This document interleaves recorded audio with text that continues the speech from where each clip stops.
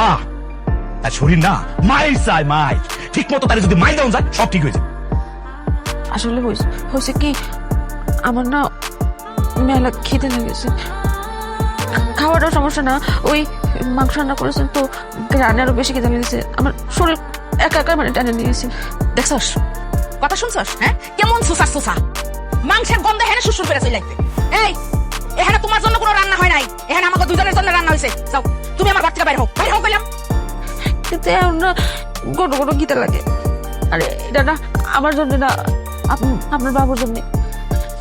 আর মাংস আমি খেতে চাচ্ছি না, আপনার বাবু খেতে চাচ্ছি। এই কি করে কার বাবু? এটা আমার বাবু, এই মাইয়া বাবু তো আমার না। এই বাচ্চা আমার না, বেরো বেরো বেরো।